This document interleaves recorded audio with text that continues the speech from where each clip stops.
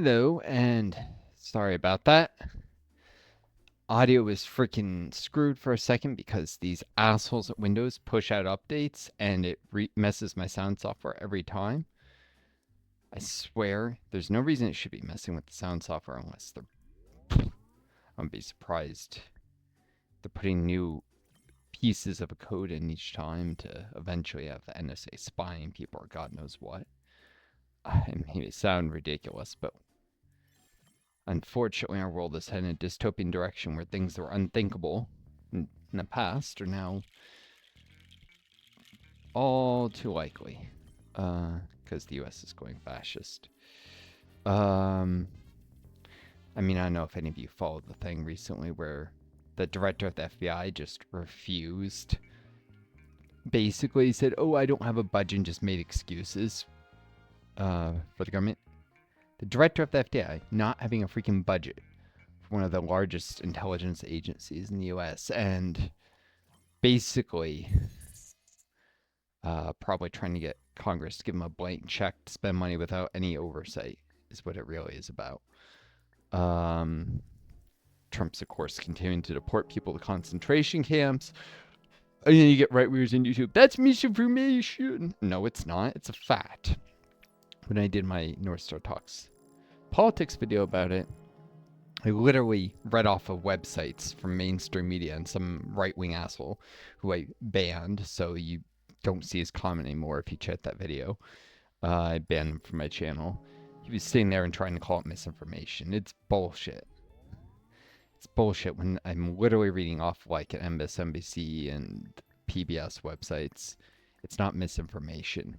These assholes just call anything they don't want to, any inconvenient truths they call lies. Because they have no freaking loyalty to the facts. They're just pricks. Anyways, so a little bit of a bad mood today because I had to deal with the nastiness of the low level abuse I continuously put up with from family. Well, from the family member I'm staying with. And things are important to me being continuously demeaned, while things are important to this person being put up on a pedestal. And outright hypocrisy. Like this person for their birthday wanted to be left alone so they could paint, but then pissed that I didn't stay and taught them while they did that, even though anytime I've ever tried to talk to them while they do that, they complain, "Oh, I'm distracted." This is just damned if you do, damned if you don't kind of behavior. And always, I've dealt with this person for many years, always an excuse for them to come down on others and blame them and be nasty to them. And I just, so freaking sick of it. It'd be nice to get the hell out of this country. Side benefit, get the hell away from this nasty, abusive behavior I have to put up with. But countries are still not accepting political refugees in the U.S., even though I have to worry about being persecuted as a socialist. No country dares to accept refugees in the U.S. yet. Which means that if we were able to be a refugee, there's the Convention on the Rights of the Disabled, which would ensure that I could still get support as a person who's disabled and then unable to work. That normally the same kind of support the citizens of those countries would get that have signed on to that UN convention. Created by the United Nations High Council for Refugees, by the way, which once upon a time I did Mall UN and actually did UNHCR for one of the conferences. It's an important body that people don't know enough about, but not always as effective as it could be. So it's nice to see something they did affects some people and helps them.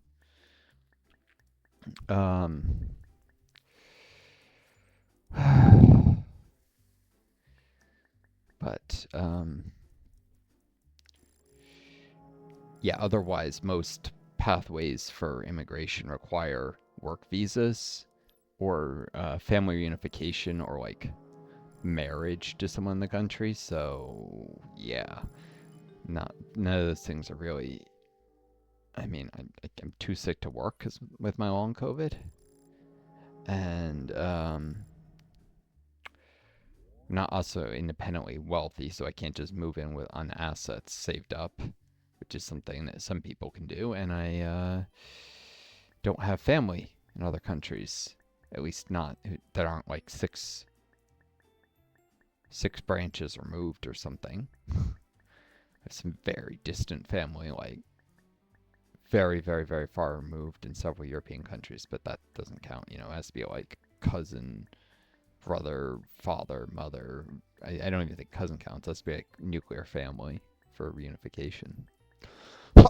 Not like this cousin 6 times removed. Um, so yeah, trapped in the countries that goes fascist, and because I'm too sick to work because I'm on COVID.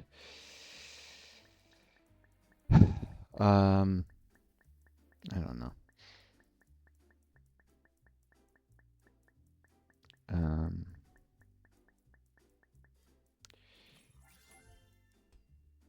you can have things that work on paper, like that disabled refugees would have certain rights, but then if countries won't accept people from the U.S. as refugees and claim it's a quote safe country, but it's not anymore. I mean, we have Trump threatening to persecute political opponents left and right and talking about radical communist leftist judges. I kid you not, he always said that.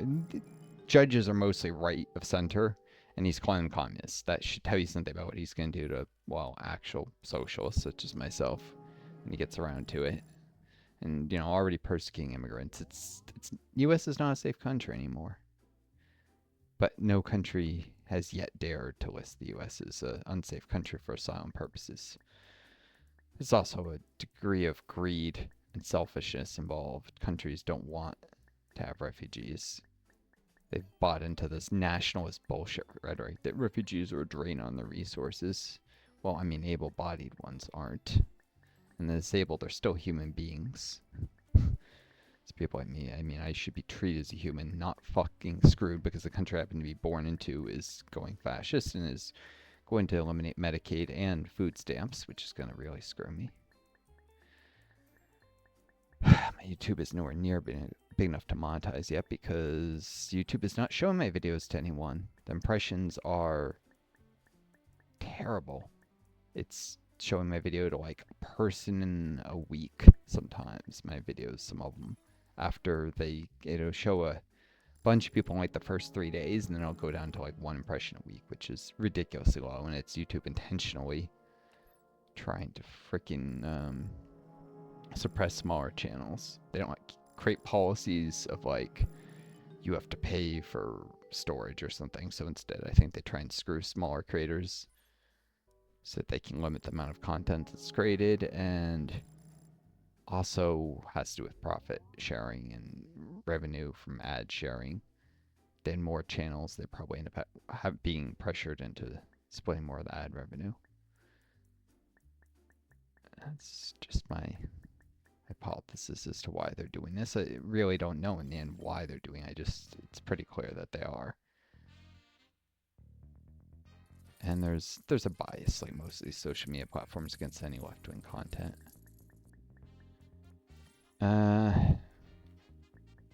Anyways, I'm doing the money exploration here in Singularity, which is some blatant bogus, pushes some discredited theories.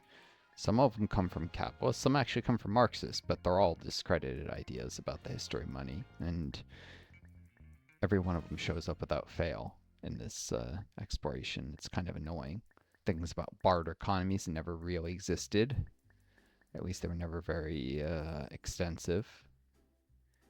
Historically, human societies went right from gift economies to currency. Barter didn't really exist as a transitionary phase in most societies. It was hypothesized as something between the two by certain theorists, but it turns out the anthropological record does not support any kind of actual period of mass barter. That just didn't happen.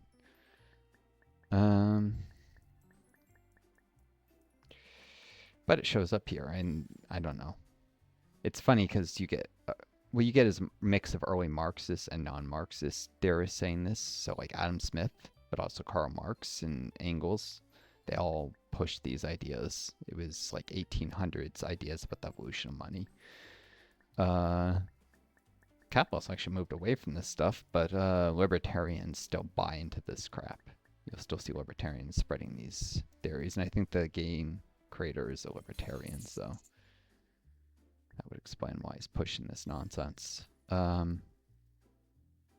Yeah, I am a Marxist, a democratic socialist, but this is something the early Marxists were wrong about. I mean, Engels was a brilliant early student of anthropology, but he was wrong about some things. Even if he was ahead of his time, he was very wrong about a few things, and this is one of them. Friedrich Engels, Adam Smith, too. They were both wrong about this. And the historic record is pretty clear they were wrong about it. At least in anthropology, history is highly politicized, but when you look at anthropology, it tends to be a little more apolitical. It's pretty clear. And a little more balanced when it's political. There's more consideration for marginalized views and anyways, marginalized groups and their views of history and attempt to not have a Western perspective on everything in anthropology, to self-correct for biases that can exist from, the major academic centers being the West. Just something you definitely don't see in history or economics. But anthropologists are a little more self-aware, and that's nice. I understand history is written by the victors, and that means it's inherently biased in favor of those who came out on top. And that's why you look at the actual record of like runes and coins and stuff, and not what people say happened, but what the evidence shows actually happened, which is what anthropologists do. It's a good science, good social science. Be nice if anthropology was taken more seriously by more people. Oh, shoot. More freaking coffee drops on my blanket. I'm getting annoyed with this. The first corners I like to be in the morning, especially when I'm thrown off, upset by the abuse I put up with from family, from certain family members. It's not all of them by any means, but there's certain people who are very toxic I'm related to.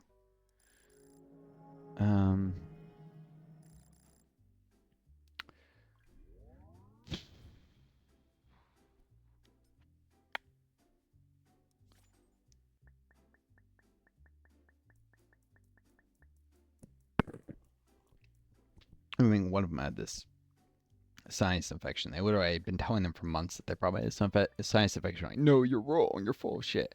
And then they turn out they had a bad sinus infection. And then they refused to even admit I had a point. And said, oh, and you can't admit when you're wrong. It's like, we're literally discussed something where the evidence just proved definitively that I was correct. And this person is already trying to change the narrative to I was wrong somehow. Because this is always what happens to this person. It doesn't matter what the evidence shows. Somehow they were always right. I got long COVID, partly because family members, and this narrative has been warped from the misbehavior of my parents that helped cause it. I was staying with my father for a time, and to be outside of a city where there was about to be a lockdown, I knew it, so I got out just before they locked the city down. I hadn't been exposed to COVID or anything. I didn't want to be stuck there. A lot of my roommates had already left, so it was like an empty apartment. And stayed with them for a while, had an exam, and then was brutally vicious stepmother tried to kick me out. Been staying with them literally the day I finished my final exams for that semester. I'd only been there for like 6 weeks. That instead of letting me go back to my apartment in the city, because at that point the lockdown had already been relaxed enough that people could go back in. Because this is like early in the pandemic, and I got and so sent me to my mother's, who had an active case of COVID at the time. And now the narrative is warped that my mother didn't really have COVID, and that my father would never be blaming. Like, these people, they just lie and rewrite history. And even when I have provable facts, it doesn't matter. Gaslighting, abuse, it's just nasty. Anyways, but yeah, besides that, um,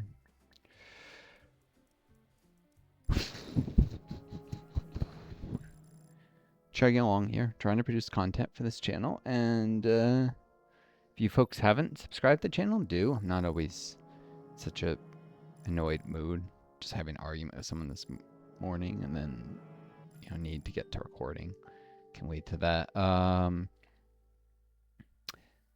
I am probably gonna do a Rebel Ink and a Mountain Blade Let's Play today, and check to make sure Hearts Iron 4 just released an update. As I was trying to do a Let's Play, check that hasn't broken the save, or I was literally setting up like day 0 stuff before unpausing for a Japan non-aligned run.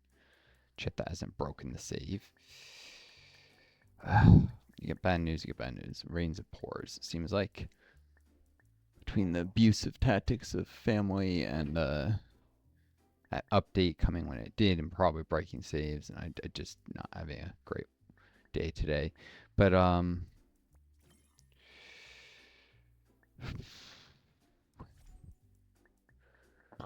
excuse me. Special treat I've been working on is I reinstalled Alpha Centauri in this computer, which I have the CD, but this computer doesn't have a working CD drive, so I had to get my other computer, which does have a working CD drive, but doesn't have a working monitor anymore. It's ridiculous, the things I have to do. I mean, it's an older game, so this is, I think now the licenses are restricted from this kind of stuff, like moving something between your computers, but back then they didn't. And I own the game, so whatever. Even the newer stuff, it usually allows you to make up to 3 copies of something, and I have not copied this 3 times between my computers in the lifetime of owning the game. Plus, it's like a 20-year-old game or something. So, like, anyways,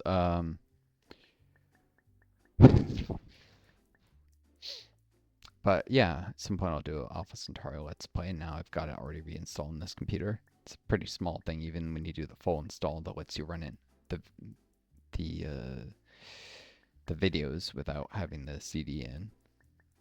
Even the biggest install size is over like 600 megabytes, which was huge back in the day, but tiny now for a game. I mean, well, it's on the level of some games, but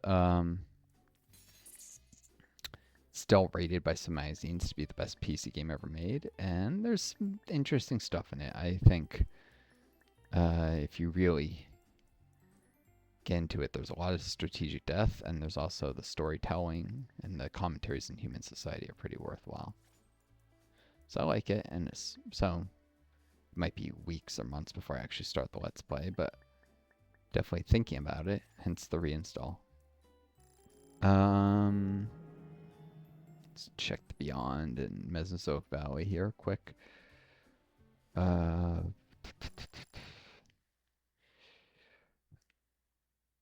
And what else? A shout out to my loyal viewers. Some viewers been following my stuff, sometimes writing nice little poetry and stuff, and that's wonderful and always a bright spot in my day. So if you're watching, hi, and thanks for that. I really appreciate it.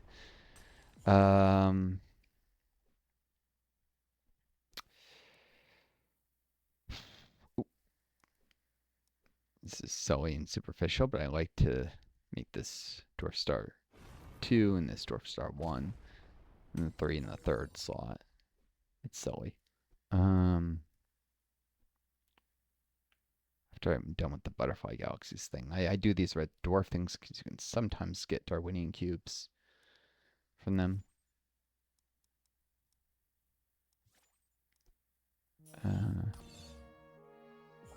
Messier 87 Galaxy. Relativistic jets. M87 is stripping the space around it of matter, gobbling up globular clusters of stars like popcorn. Some of that massive inflow shoots back out in the form of two relativistic polar jets. At the poles of a sphere. High energy particles zooming at nearly the speed of light.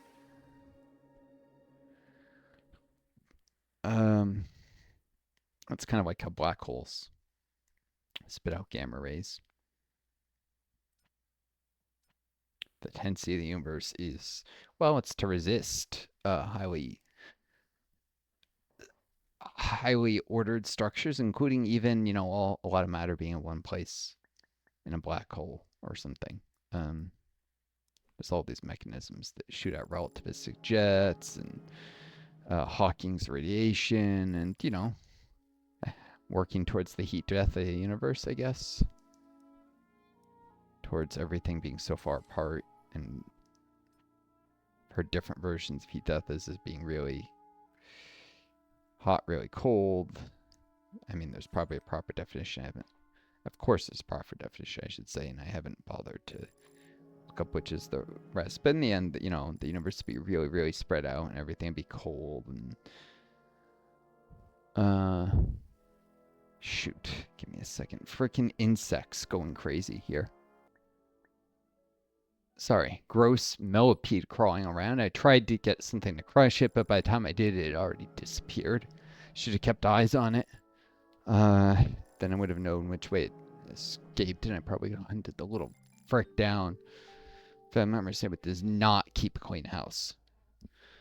Refuses to vacuum. Says, oh, it makes my asthma bad. It's an excuse, and whenever they feel like they sometimes vacuum, they just don't want to do anything that isn't their desires. It's a very selfish person. Is also abusive in a million ways, and it's rough for me because I'm stuck. Can't go live in an apartment of my own because, well, what the state government gives me isn't even adequate for rent, and that'll probably disappear with Trump's cuts to all sorts of programs. The state will decide they don't have the money anymore to be, helping people in really desperate situations, thanks to things like, in my case, long COVID. I go from being on the verge of becoming a physician, of starting an MD program, being probably at this point in my life, start like in the early stages of medical residency or finishing like a last year of med school or something. That's where I would have been if I hadn't gotten sick, to living in utter poverty, being forced to stay with family that does not treat me well, and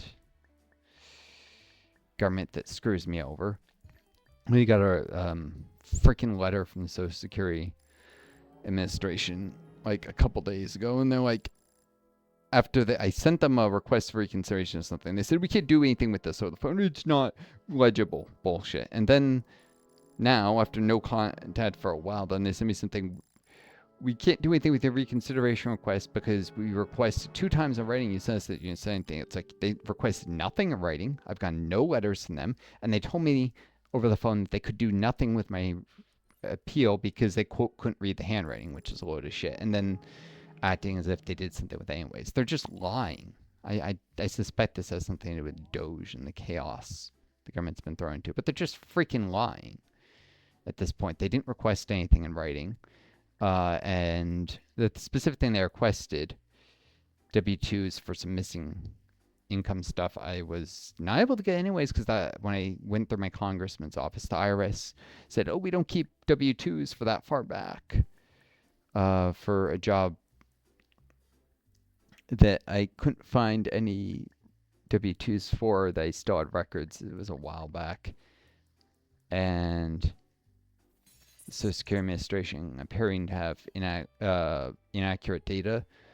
Although now, once I look back, I'm not sure if they had inaccurate data, if something was misfiled, or if there's a little legal complexity here. It's a job I started at the end of one year, and I didn't get my first paycheck till next year, so I don't know which year it would have qualified as for earnings. I knew I had started that job the year that they didn't have any earnings to me. I'm like, this is bullshit. I was working that year. But then because I didn't get the first paycheck till next year, and I started the job, it turned out later than I thought, because I knew when I'd start being considered for that job, but apparently I didn't actually start till a couple weeks later than I thought. In December. That was before Christmas. It was after, so it was very end of a year. So I'm at most, even if I counted what I earned in that calendar year, probably at most got one more work credit, and they're saying I'm shy too. And at the same time, they're screwing me over. Local office claiming that they don't have any record of employment that I did for a university that was payroll tax exempt because of this law in the mid 90s that university employment is payroll tax exempt, specifically just to screw over young people who might get disabled early or such.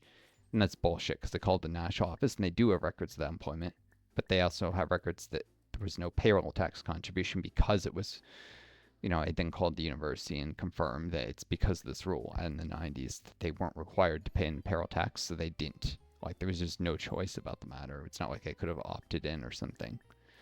And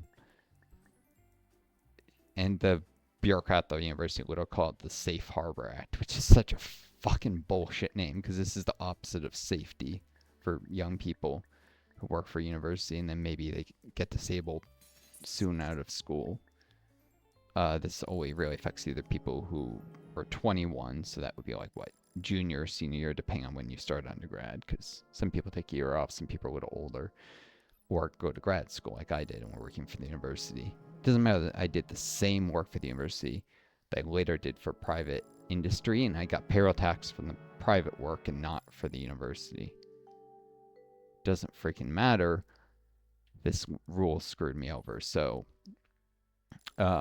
but when I'd originally filed the appeal, I knew they were missing that university employment. I knew they were missing the other employment. So I said, in the appeal, they're missing these jobs. It turns out I can't get the W-2s, which is the main for the other job, though I've contacted the business owner, so I could get a letter from him saying I worked for him. But it wouldn't be enough. And knowing that the university employment they actually do have records of at the national office, and it doesn't matter because it's exempt from counting towards disability either way. So then it screwed me out of that because I'm too sick to work. If they'd never cure long COVID, then I'd probably never even be able to get retirement if I ever even made it to retirement age without dropping dead of a heart attack or stroke or something, which there's some increased risk of with long COVID, but it's not like guaranteed. I could. The odds of it are less. Live a long life. Kind of depends on, how I eat. I manage my stress levels, especially I'm older and such. Well, throughout my life, there's a lot of things that go into it, but maybe not if I continue to stay with abusive family members who stress me out and mistreat me and feed me crap and refuse to make vegetables for themselves, which is like, you have a terrible diet, you need to eat vegetables. You can't just eat grain and meat and fruit all the time. You need some freaking vegetables in your diet, and no, tomatoes don't count, they're actually a fruit. You need lettuce, spinach, whatever, some of these things, well, I can actually eat lettuce and spinach, but you need greens. The childish, nasty, abusive person I stay with, on top of everything else, on top of never vacuuming unless they feel like it, doesn't eat their greens. Such a fucking, got to be an adult and still acts like a 3-year-old. Little girl, no, I won't eat my vegetables.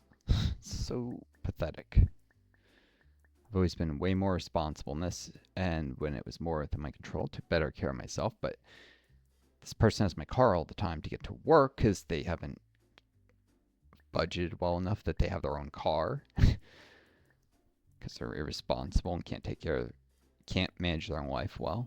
And so I don't own my car, so I can't go and get groceries and get, greens because my car is, which I'm paying car insurance on and stuff, but I never have use of it, which is ridiculous. I don't know what this person thinks is going to happen when I leave the country. Of course, they'll probably try and sabotage it somehow.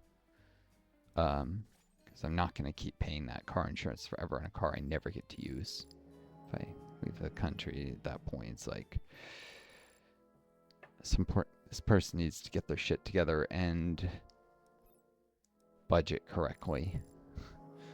Whenever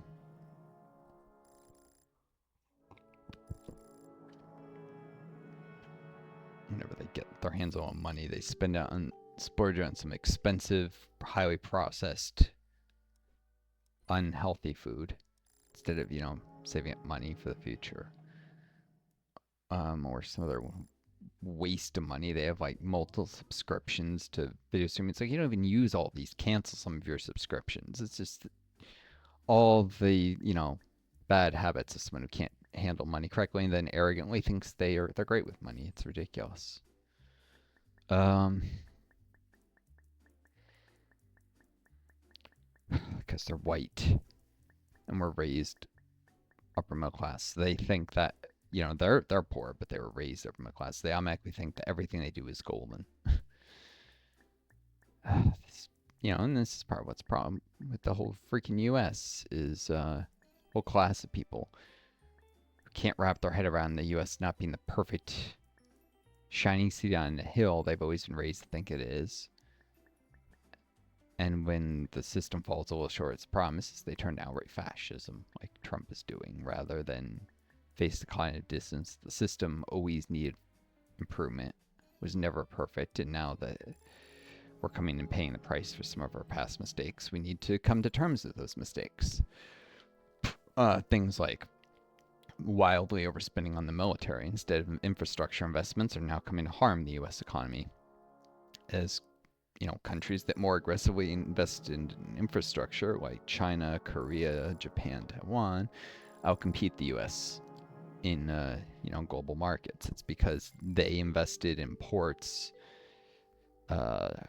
rail networks,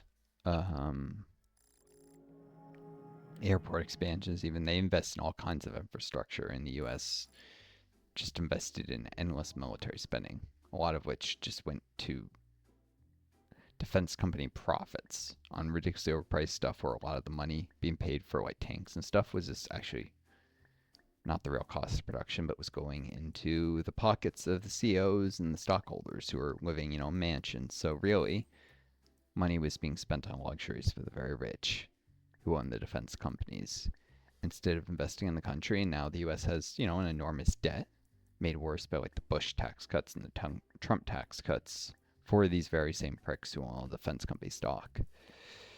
And Piper has to be paid. And it makes the U.S. economy non-competitive. We haven't invested in education, so our workforce doesn't have the skills to compete internationally.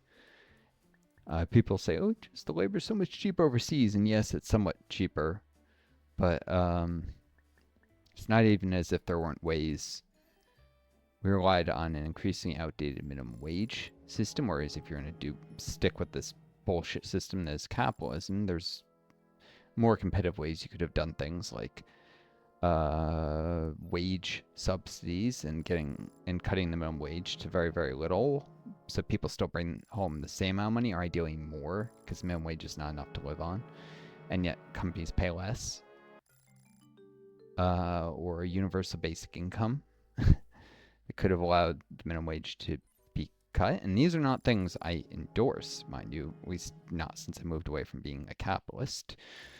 It's much better to have workers' cooperatives that will, not send jobs overseas, even if it's cheaper cost of production, because then the workers who own the business will be out of a job.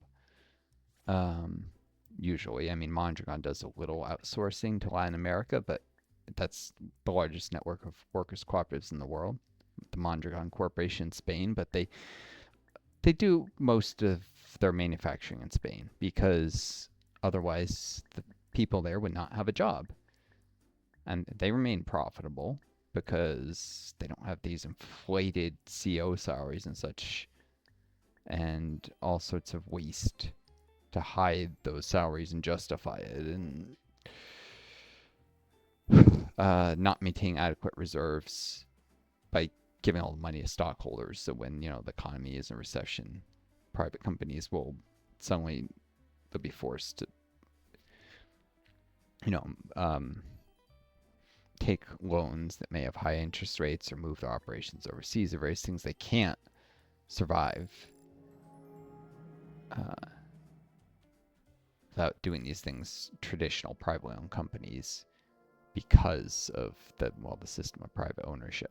But anyways, workers' cooperatives or state-owned enterprises could, not even have to necessarily be obsessed with the lowest possible cost of production and not send jobs to sweatshop, labor in the third world, which is always so cheap, partly because of U.S. imperialism. And God, YouTube is probably going to bury my video. I think that's what they're doing. They're burying my videos because I say the word U.S. imperialism or certain other words that they just don't want people hearing. At least the newer channels that let some older channels use certain words, but it's an attempt to stifle real democratic debate. But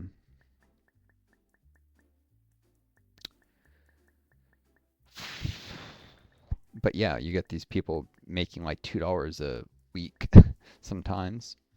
$2 a day, $2 a week, ridiculously low wages. And that's partly because whenever the governments in this country try and strengthen labor rates, the workers can unionize without ridiculous like union busting, like beating labor organizers, because that might not be legal in the US, but it happens all the time in the third world where people get beat for trying to organize unions, like literally tortured, or beat, or killed, disappear in the night kind of stuff, or fired, because again, while there are laws against that in the US, which has stronger labor rates than the countries that it forces into these very laissez-faire, neoliberal kind of systems, and that's actually what the ruling class would like to make the U.S. like, is the same way they keep cutting away at labor rates here. But ever since, the New Deal, labor rates have been a lot stronger in the U.S. than they are in Africa or Latin America or Asia, East Asia, where the U.S. is fucking running an empire. And there's the imperial boomerang. All the shitty things the U.S. has been doing overseas, the ruling class is now trying to do at home, using all the systems of oppression that we used to stifle dissent and crush, say, socialist opposition to these things. They're now using these same techniques at home because of the imperial boomerang effect. Look that up if you don't know what it is. It's an important concept in political science and our modern world. Anyways, a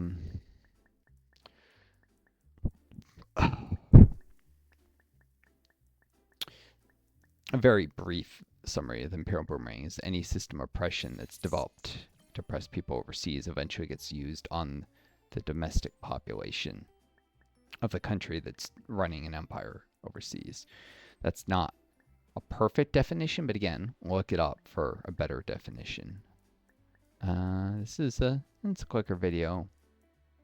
I do talk some politics, but and I do have Northstar Talks politics videos where I get into more in-depth, accurate, literally reading off the definition of things, comparing different definitions, because sometimes there's multiple conflicting definitions of word. Experts can't even agree what certain words mean.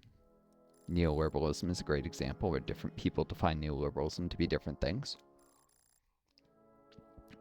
Socialism is actually an example, too. Ideologies in particular will have different definitions, but because they can be flexible and they can be varied in their expressions. But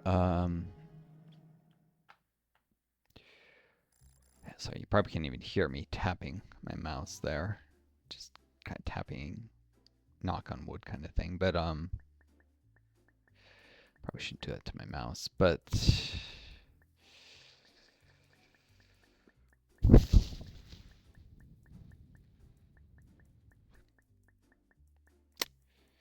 yeah, people can.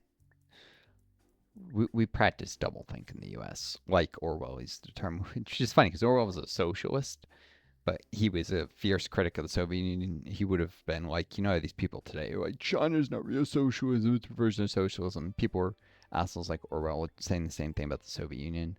And Orwell actually was employed by a secret British propaganda agency, the Information Research Bureau, which was created by the Labour government that was elected on promising friendship with the Soviet Union and then created a secret propaganda agency to spread anti-Soviet propaganda. Because, you know, Labour, which was the center-left party in the UK, is just as fucking hardcore capitalist as the Tories.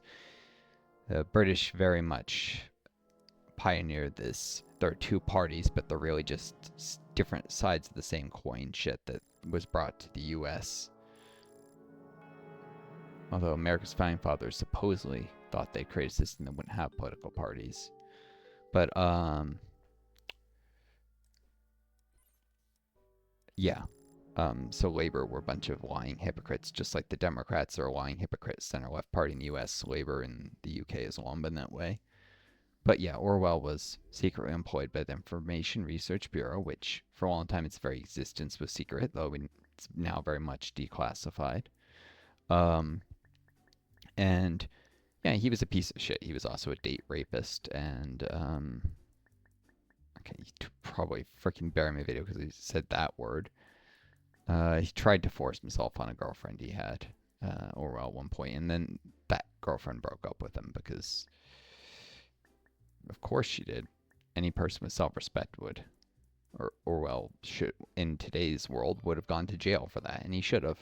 Even back then, it was because he was politically connected and part of the upper crust of British society. He got away with it. If he was from a lower class background, he probably would have gone to jail, even then, and should have. And some people broke off their friendship with him after that happened, who were aware of it. Some members of his social network distanced themselves from him after that, as well they should have. Just like Macron is married to someone who is a deviant in certain other ways. I'm not sure if I can say that word without you two fucking with me there.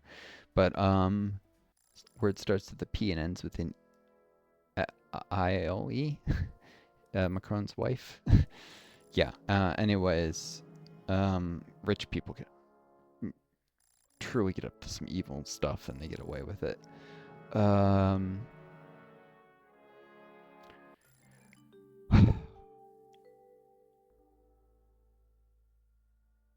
we get all sorts of evidence of it, whether it's the Panama Papers or what was that island that was bringing teenage girls and taking advantage of them, and a lot of like members of the U.S. ruling class turned out to have gone there.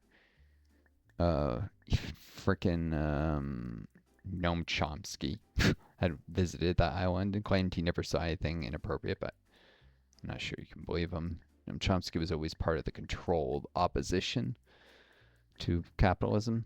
That is, he was ostensibly anti-capitalist, but he never said anything that was too dangerous to the system. Part of the approved left, if you will.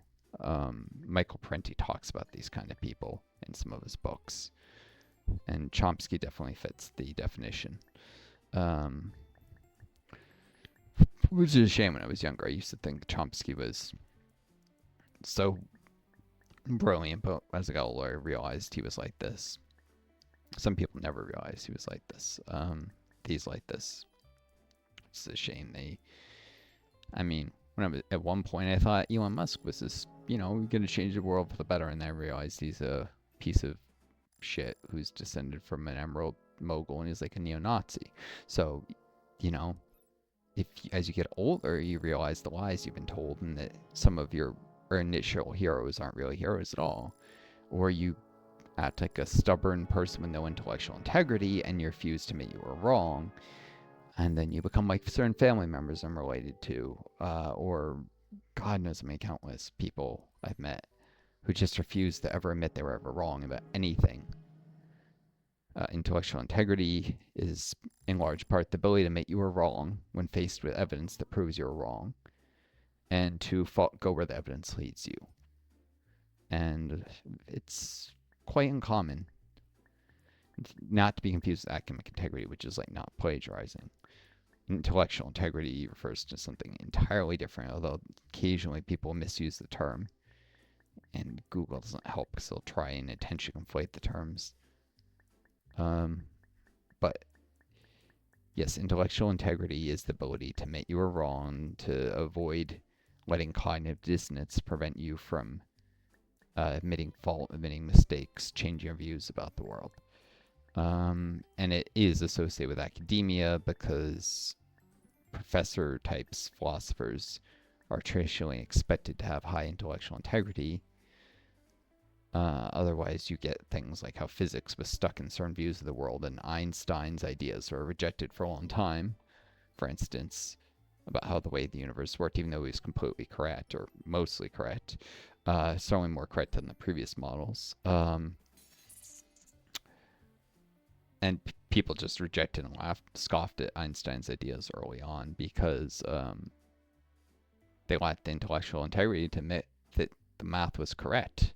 The math, which some say that Einstein his wife may have actually done some of the mathematics, and Einstein took credit, knowing his wife could never be taken seriously because of sexism. But regardless of whether it was Einstein or his wife who did it, the fact of the matter is a lot of physicists just refuse to admit their fault right up to their deathbeds. Physics advanced one funeral at a time, as a famous physicist of the era said, rather than new people changing their minds. The older thinkers who refused to admit they're wrong just died off, and younger thinkers who grew up with the new ideas and saw they were correct took their place. Unfortunately, if we end up in a world with anti-aging drugs, we'll see these old dinosaurs never die off. If they ever get to be effective enough, which they won't for a very long time. The anti-aging drugs that are being tested now would maybe add 20 years to your life if you started taking them when you were 20. That's nothing. That's not a limitless lifespan or something. That's like more people will make it to the age of 90 or 100 than ever before. That's great, especially since what it actually does is adds both healthy and unhealthy years to your life because you age slower. Maybe you stop taking anti-aging drugs when you reach like 75 to speed up the final period of your life, which will add less years to life, but make sure they're all healthy years. That's a possibility.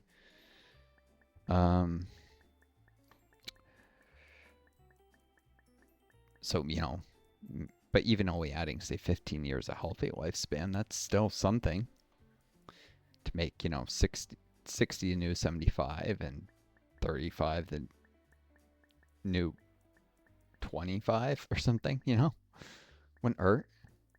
I'd like that myself, being now in my mid 30s and having lost years of my life to long COVID, which I got when I'm right in my very early 30s. It sucks. Had it going on 5 years now. Stolen what are supposed to be some of the most important years of your life and career in other ways. But someday, people will live hundreds of years, and that's going to really slow scientific progress.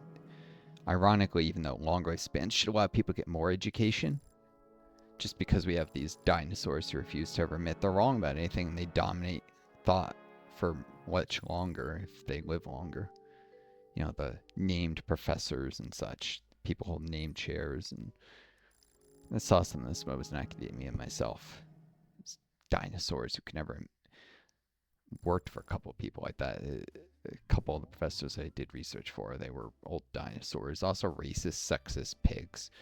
But yeah, they could not embrace new ideas. It was kind of sad, really, that they claimed to be, academics, basically thought leaders, and they couldn't adapt. I don't have a particularly cutting example, because,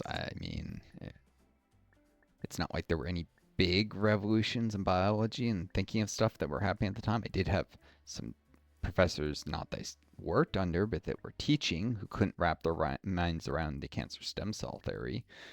And I remember, even when I was in a medical sciences program, literally going to the library and photocopying some pages of a book written in the 90s that explained basic stuff, because this theory's been around for a while, but it always took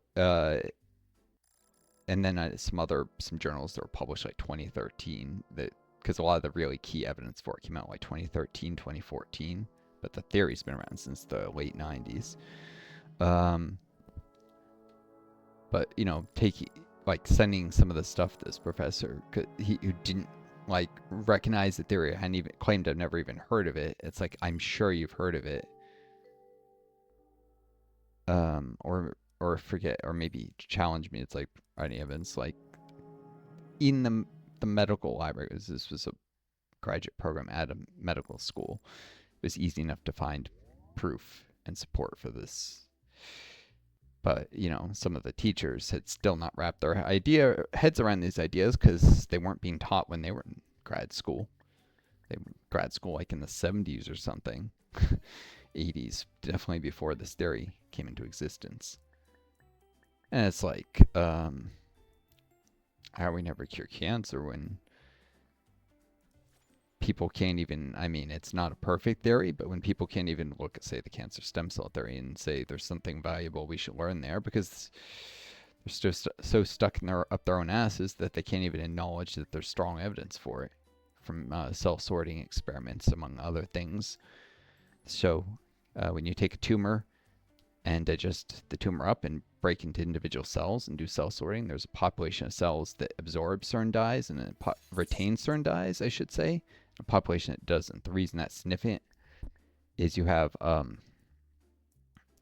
cross-membrane transporters that will pump out various toxins and dyes that are found in stem cells normally, but not on the rest of the cells in your body. And with cancer, with tumors, you find the same kind of division between cells that retain certain dyes and cells that don't. And the cells that don't retain those dyes also happen to be resistant to certain chemotherapeutic agents that the rest of the cells in the tumor aren't. And basically, these cells are theorized to be tumor-initiating cells and to reestablish tumors after chemotherapy. So it's part of why many chemotherapies make the tumors shrink away. You don't even see them on x-rays, and then they come right back when you stop the chemotherapeutics. It's because of this. That's the theory anyways. And it's at least a theory you should be engaged with, but a lot of people pretend they've never heard of it, and I cannot believe they never heard of it when it's been around so long. And when there's literally books on it. There was a book on it in the medical sciences library. It's like, all you had to do was spend a little time in the library reading up and you could have found it. I don't know. I guess this reminds me of a story Richard Wolff had, though, about when he was a student at Harvard back in the day. And he would get professors to say this nonsense about history, and then he would just go to the library looking for evidence they were wrong, and he was able to find it. The library has, libraries are still useful resources, even though, more and more stuff gets archived, and there's less actual books in libraries that you don't have to special request. They're not as useful as they used to be. People think the internet is a replacement for a library. Hint, no, it's not. Because the internet is maintained by corporations in large part.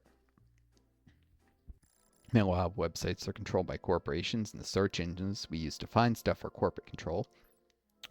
And they tend to there tend to be problems in their algorithms and ways that they guide things towards what'll make them the most money, and also sometimes hidden agendas of certain things they want to suppress on top of that. But even without the hidden agendas, they're just flawed algorithms, and sometimes algorithms don't pick up on things they do. You really need librarians in actual libraries, even today. And we need more people to spend time in libraries. Part of the reason the libraries have gotten less and less funding is because people don't use them anymore. They should use them, but they don't. There's still value of getting your nose dusty in a library, going through articles, and yes, the internet can help you search for stuff, but sometimes having someone, a librarian, who can guide you through stuff, and sometimes even just be able to browse without a search algorithm blinding you to certain things that are right there on a shelf if you have a shelf on relevant stuff, which is how I found this book. It was right there on the shelf, but I probably would have never found it with a search algorithm. And there weren't that many books on the shelf. But a librarian clearly had taken the time to curate what was there at some point. So I was able to find this particularly incisive, particularly useful book. And it wasn't just in cancer stem cell theory, but there was a chapter on it that was very good in this particular book and explained this science and some of the key experiments have been done. And in just a few pages, I want to say it was 6 or 7 pages, that just summarized the whole theory beautifully in the beginning of the chapter. And then it was a short chapter, but I forget what the chapter went to after that. Maybe possible implications of the theory, less the proof for it and more if it's true, then what should we. And that wasn't great because it was written some time ago and we have better ideas of what the implications of the theory are now. But yeah, it was still very good at explaining where the theory came from, and the experiments that have not been refuted to this day that show there's something there.